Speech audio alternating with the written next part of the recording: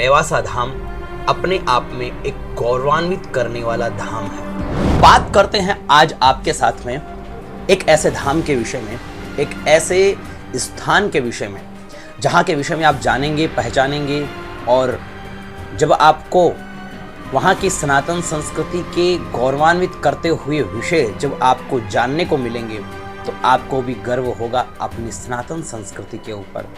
आपका भी विश्वास और आपकी आस्था जो है वो सुदृढ़ होगी। मैं बात करने वाला हूँ राजस्थान, जो कि एक भक्ति की धरा रही है और ऐसे ही स्थान पर खाटू श्याम जी के पास में, माँ भवानी जीण माता जी के पास में स्थित अरावली पर्वत श्रृंखलाओं के मध्य में स्थित रेवासा धाम, एक ऐसा धाम जिसके विषय में मैं प्रारंभ से लेकर के अब तक की जितनी भी जानकारियां हैं वो आपको एक अलग अलग वीडियोस के माध्यम से मैं प्रदान करने वाला हूं।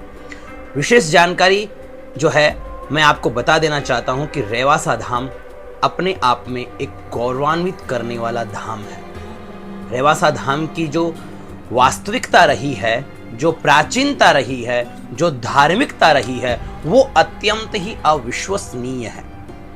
यहाँ की सनातन संस्कृति को उत्थान करने वाली, गौरवान्वित महसूस कराने वाली जो विषय रहे हैं वो मैं विषय सब मैं आपके साथ में साझा करने वाला हूँ। आज मैं बात करने वाला हूँ कि राजस्थान की वैष्णव महापीठों में रेवासा महापीठ एक अत्यंत महत्वपूर्ण स्थान का दायित्व निभाती है।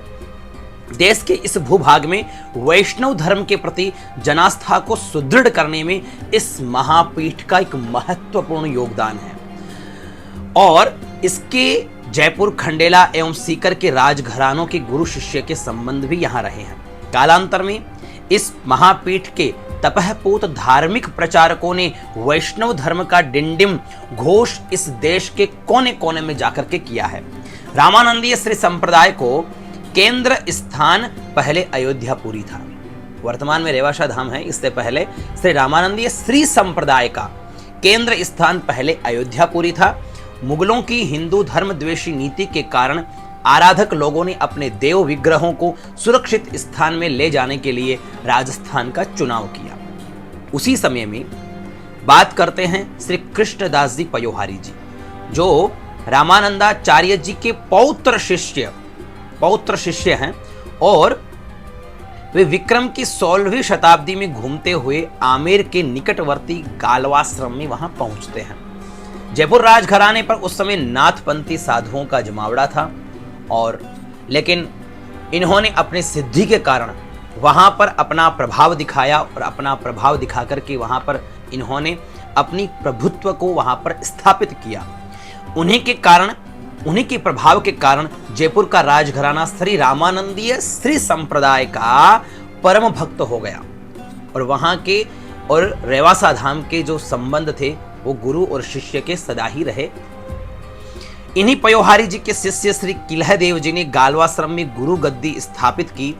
पयोहारी जी के ही दूसरे शिष्य अग्रदेवाचार्य जी महाराज, जिन्होंने रेवासा धाम में अपनी गादी को स्थापित किया। अब प्रारंभ होता है रेवासा धाम का इतिहास श्री अग्रदेवाचार्य जी महाराज के साथ में।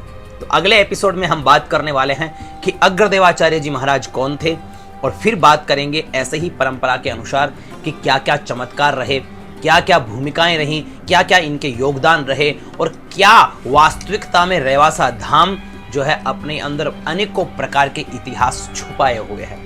बात करने वाले हैं, आप मेरे साथ बने रहिए और इस वीडियो को ज़्यादा से ज़्यादा आप लोगों तक पहुँचाइए ताकि सभी को इन सब चीज़ों की जानकारी हो और वो जुड़ करके इन सब तथ्यों को, इन सब विषयों को, इन सब इतिहासों को वो जाने, समझे और अपनी सनातन संस्कृति पर गौरवान्वित महसूस करने का उनको सौभाग्य प्राप्त हो। नमो नमः।